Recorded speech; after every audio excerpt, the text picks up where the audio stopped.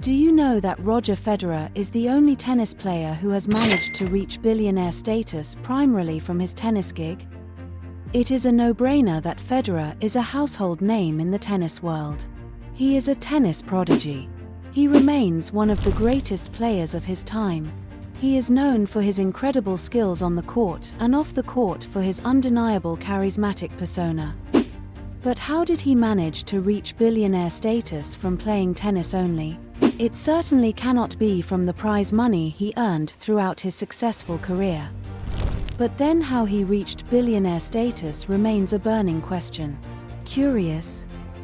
The answer lies in Federer's exceptional capability to successfully juggle his extraordinary talent, strategic brand partnerships, and savvy business investments. His earnings from prize money, endorsements, appearances at tournaments, and lucrative exhibition events made him the first tennis player to earn $1 billion during his tennis career. The Swiss legend's success on the court has made him one of the most marketable athletes in the world. Federer's net worth stands at around $1.38 billion. This puts him miles ahead of Djokovic and Nadal in terms of accumulated wealth. A large chunk of Federer's wealth comes from his lucrative sponsorship deals with expensive brands like Nike, Rolex, Credit Suisse, Mercedes-Benz, and many more. He has been a brand ambassador for these companies for many years. His smart investments in a few fast-growing startups have also expanded his influence beyond the court. His net worth is expected to grow exponentially, which is a testament to his hard work, dedication, and popularity. However, do you know that Federer is an outlier in the tennis world? This is because he crossed the billion-dollar mark while still actively playing. By doing so, he etched his name amongst the likes of Tiger Woods, Floyd Mayweather, LeBron James, Phil Mickelson, Cristiano Ronaldo, and Lionel Messi. The grass was not always greener for Federer. He had his fair bit of challenges when he started. Federer grew up in Switzerland and started playing tennis at just 8 years old. His back-to-back wins over the years turned him into a pro at just 17 years of age. Federer's professional tennis career lasted 25 years from age 17 to 41. Impressive, right? During his career, he won 20 Grand Slam men's singles championships including 1 French Open, 5 US Open, 6 Australian Opens, and a record 8 Wimbledon titles. Overall, Federer won 1251 of the 1526 matches in his career. He also boasts the title of the world's #1 ranked player for 237 straight weeks and 300 weeks overall. Federer earned a staggering $130 million in prize money throughout his career. These, however, just represent 12% of his overall career earnings. Then when and how did he earn billions?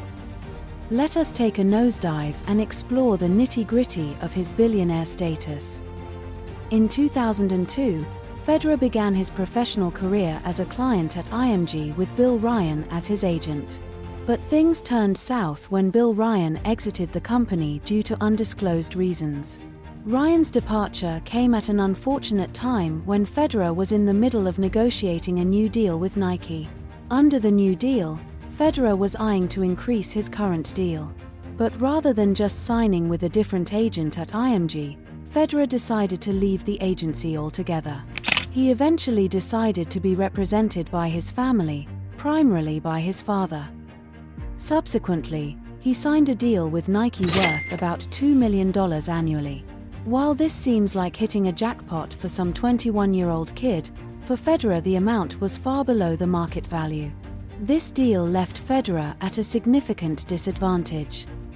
It was in 2005 when Federer realized the discrepancy in his earnings, as despite winning 3 or 4 Grand Slam titles the year prior, Federer only made $14 million in off-court earnings.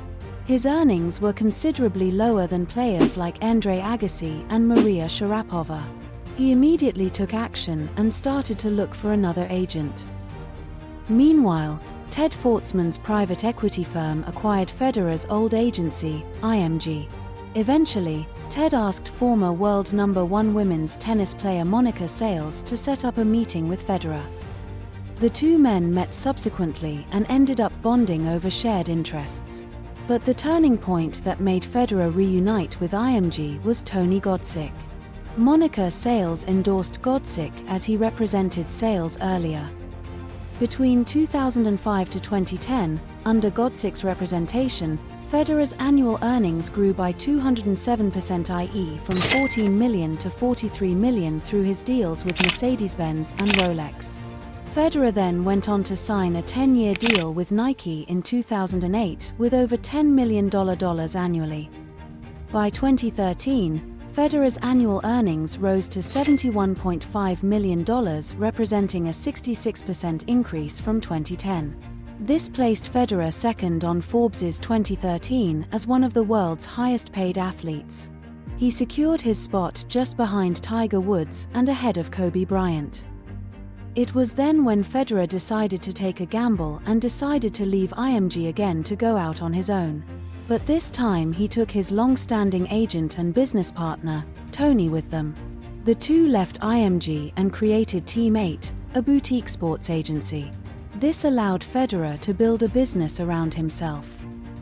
Federer further aided his earnings by partaking in promotional tennis events, where he commanded anywhere between $2 million and $3 million per special appearance.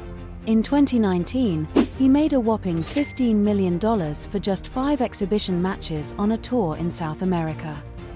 But prize money, sponsorships and appearance fees alone aren't what made Federer a billionaire. The real story starts in 2018 when Federer took a risk, which ended up in him securing one of the greatest sports business deals of all time. Federer was associated with Nike for more than 20 years. He was already one of the most decorated athletes in sports history with 20 Grand Slam titles. But things got ugly when the time came to renew his $10 million annual sponsorship deal with Nike. Instead of renewing his contract, as expected, Federer ventured out to explore other options. In his search, he stumbled upon Uniqlo, a Japanese clothing brand generally known for their casual lifestyle apparel rather than athletic wear. Uniqlo was trying to break into the market, and Federer as an ambassador was a godsend for them. Uniqlo offered Federer a $300 million deal for 10 years. However, before inking the deal, Federer, for old time's sake, went back to Nike to see if they would match it or even contribute just a little more to make it worth staying. However, to his dismay, Nike refused, forcing Federer to end his long-standing contract with Nike. Federer then started afresh with Uniqlo. However, since Uniqlo was a fairly unknown brand at the time, critics believed that leaving Nike would irreparably damage Federer's image and eventually his career. On the contrary, Federer saw an opportunity. But this was a genius move by Federer for 2 reasons. Firstly, the Uniqlo agreement didn't include a retirement clause, meaning Federer could stop playing tennis the next day and he would still earn $30 million annually in retirement. Secondly, the Uniqlo deal only covered apparel, not shoes, so Federer continued to wear Nike while playing, giving them free promotion, which lasted a year or 2. Federer met the founders of a Swiss shoe manufacturer in 2017. A year before he decided to end his contract with Nike, he saw many Swiss runners using their products and decided that he wanted to see why they were so highly revered. He liked the quality of their shoes, eventually ditching Nike for good. He decided to enter into an equity deal with them. Under this deal, he received a 3% equity stake in the company for his promotion and wearing of their shoes during tournaments. He helped them design and market the shoes.